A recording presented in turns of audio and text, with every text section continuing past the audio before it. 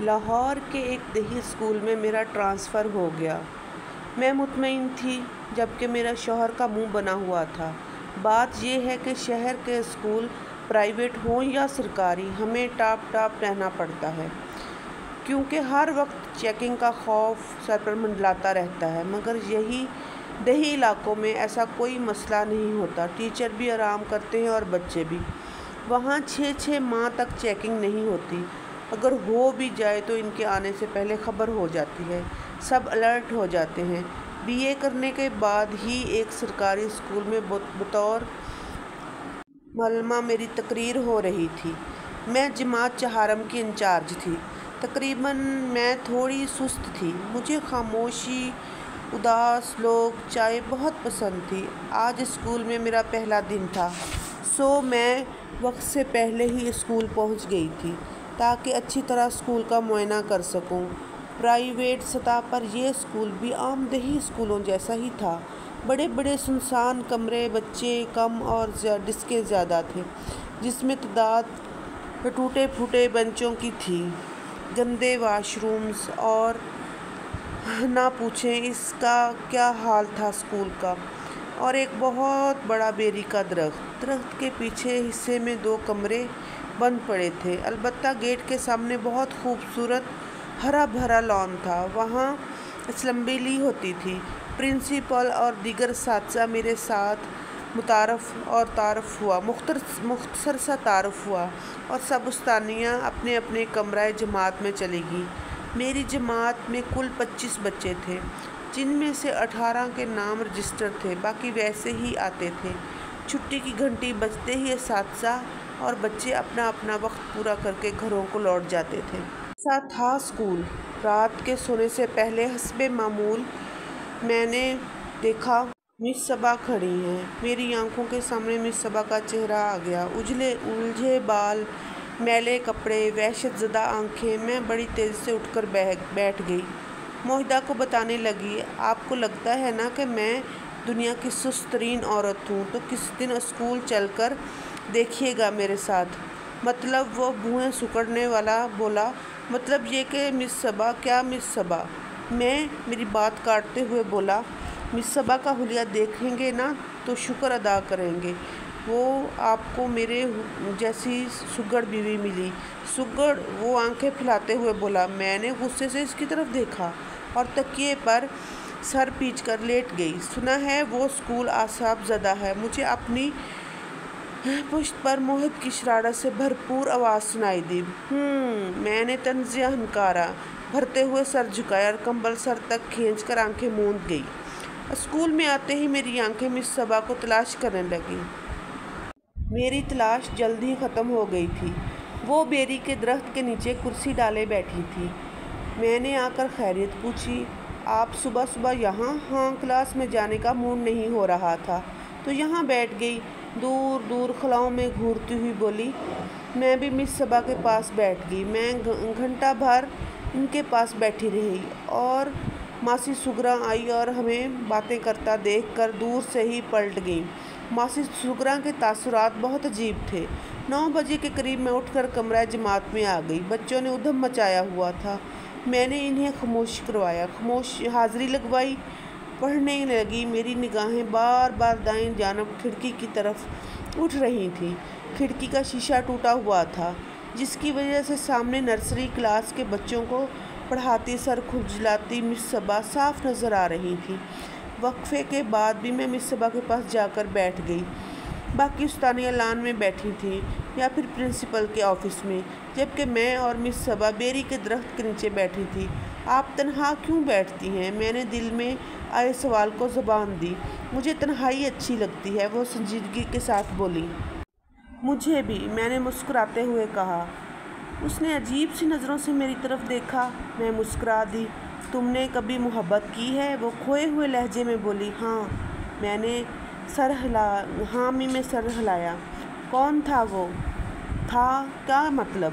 الحمدللہ، میں اپنے شوہر سے بہت محبت کرتی ہوں۔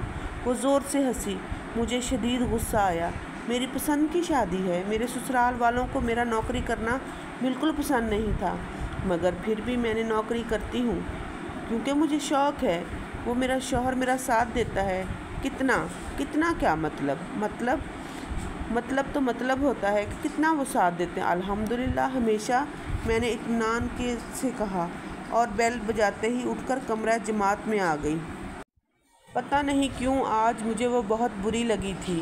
दुनिया में मुहीत से बढ़कर मुझे कोई अजीज़ नहीं था। मुहीत से मैंने पसंद की शादी की थी और अल्हम्दुलिल्लाह मुझे अपनी पसंद पर फ़ख्र था। मैं बहुत ही सुस्त हूँ, हर काम रो रो के करने वाली, मगर मुहीत ने ना सिर्फ मुझे मुलाजमा रख के दी बल्कि कई ऐसे छोटे मोटे मेरे काम वो खुद कर लिया करते थे। मिसाल के तौर पर चाय बनाना, छुट्टी वाले दिन मुलाजमा से सफाई करवाना। मैं तो छुट्टी वाले दिन मज़े से सोती रहती थी। नाश्ता भी मुहीत ही बनाते थे। मैं अल्हम्दुलिल्लाह एक खुशहाल ज़िंदगी गुजार रही थी। अगले 2 दिन तक मैं मिस सबा के पास नहीं गई, बस असम्बली में ही दुआ सलाम होती थी। वक्फे के वक्त मैं दीगर उस्तानियों के साथ बैठकर बातें करती रही, मगर ना जाने क्यों मेरा ध्यान भटक भटक कर मिस सबा की तरफ जाता और आज पहले ही ज़्यादा पसमुर्दा लग रही थी। मैं नाराज़गी भुलाकर इनके पास चली गई। मुझे देखकर वो हौले से मुस्कुराई। नाराज़ हो गई थी तुम? मैंने उदास लहजे में कहा। नहीं, बस एक घबरा कर बोली। वो भी मुझसे यूं ही बेवजह नाराज़ हो जाता था। कौन? मैंने तजस्सुस से पूछा। वही जो चंद लम्हों का सच था। लम्हों का सच? मैंने फिर उलझे हुए लहजे में पूछा। इसकी बातें हमेशा मुझे उलझा देती थी। हाँ, लम्हों का सच। गहरी सांस लेते हुए बोली। पता है, जब हम तन्हाई में मिलते थे तो ऐसे होते थे जैसे यकजान हों। मुझे लगता था कि हीर रांझे ने, ससी पुन्नू ने, सोनी माहीवाल ने इतनी मोहब्बत नहीं की होगी जितनी मोहब्बत वो मुझसे करता है। इतना कि वह लब बीच गई। एक बड़ी सी ठंडी हाँ उन्होंने भरी। या काफ़ी देर तक वो कुछ ना बोली। मैंने हिम्मत करके पूछा, फिर क्या? बस वो लम्हों का सच था। लम्हों का सच ज़्यादा देर नहीं चलता। मैं समझी नहीं। मैंने उलझी नज़रों से इसकी तरफ देखते हुए पूछा। पता है, जब हम भरी महफिल में मिलते थे तो यूँ मिलते थे जैसे किसी दूर के रिश्तेदार से मिल रहे हों। रिश्तेदार भी ऐसा जो अचानक सामने आ जाए। वो भराए हुए लहजे में कहती, हंस दी। उफ़, कितनी अजियतनाक हंसी थी इसकी। मेरा दिल कट कर रह गया। तभी छुट्टी की बेल बज गई। मैं चुपचाप उठकर कमरा जमात में चली गई। वहाँ से अपना पर्स उठाया, चादर उठाकर गेट से बाहर आ गई। मेरे पास इसको दिलासा देने के लिए लफ्ज़ नहीं थे। मैं क्या कहती? सारे रास्ते मैं यही सोचती रही। रात को मैंने मुहीत को बताया तो वो खफा होने लगे। इसके हिसाब से मुझे इन्होंने दिलासा देना चाहिए था। मैं इनसे दोस्ती की दावेदार थी तो मुझे दोस्त होने का हक़ भी अदा होना चाहिए था। क्या खबर वो मुझे दोस्त ना समझती हो।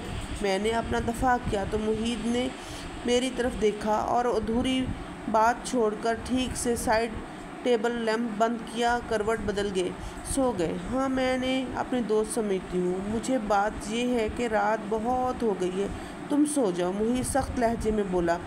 मुझे खुद पर शदीद गुस्सा आया।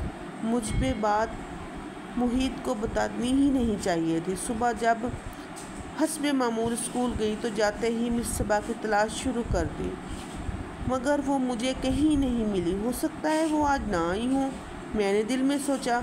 तभी मुझे मासी सुगरा नज़र आई। मासी, मैंने आवाज़ दी तो वो फ़ौरन कमरे के बाहर आ गई। बच्चे शोर मचा रहे थे। जी मैडम, वो मेरी तरफ देखते ही बोली। मासी, मिस सबा नहीं आई आज? कौन मिस सबा? मासी सुगरा ने अजीब सी नज़रों से मेरी तरफ देखते हुए कहा। मुझे अपनी पेशानी आलूद होती महसूस हुई। मैंने तेज़ी से पर्स से रुमाल निकालकर पेशानी से पसीना पूंछते हुए खुद पर काबू पाते हुए बोली, वही मिस सबा जो बेरी के नीचे बैठी हैं। मैडम, बेरी के नीचे? तो आपके सिवा कोई नहीं बैठता। वो मैं थूक निगलते हुए कमकमाते लहजे से बोली। जी नहीं सर क्लास। मेरी आवाज़ नहीं निकल रही थी। मैडम जी, नर्सरी क्लास की टीचर तो महीना हो गया आई ही नहीं। वैसे भी स्कूल में कल 4 ही उस्तानियाँ हैं। आप, मिस मीरब, मिस शाइस्ता। मेरे कान साएं साएं करने लगे। मैं भी कुछ कह नहीं पा रही थी, मगर मुझे कुछ सुनाई नहीं दे रहा था। हर तरफ बस एक अजियतनाक हंसी थी तभी मेरी निगाह मासी सुगरा के पाँव पर पड़ी जो मुड़े हुए थे। लम्हा भर सारा मंजर बदल गया। कमरा जमात में ज़ोर ज़ोर से पढ़ते बच्चों की शक्लें भी अजीब सी हो गई, मासी सुगरा भी। वो सब सुर्ख आंखों से मेरी तरफ देखते हुए कहके लगाते अपने लंबे लंबे दांत मेरी गर्दन में पोंछ करने वाले थे। मेरे मुंह से एक दिलदार चीख निकली। मैं झटके से उठकर बैठ गई। मेरा पूरा जिस्म पसीने से शराबूर था। सांसें फूली हुई महसूस हो रही थी। मेरे बराबर लेटते मेरे शौहर ने जल्दी से पानी का गिलास भरकर मेरी तरफ बढ़ाया, साइड लैंप जला दिया। मुझे खौफ आने लगा, मेरी आवाज़ कांपने लगी। मैंने शायद कोई ख्वाब देखा था। ख्वाब? पता नहीं। आखिर आसेब ज़दा स्कूल मेरे जहन से निकल क्यों नहीं रहा था।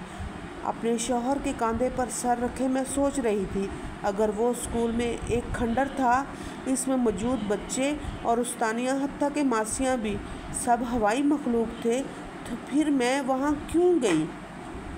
मैं सोच रही थी किस लिए, कौन थी वो, कौन हूँ मैं, क्या समझ नहीं आ रहा था कुछ भी।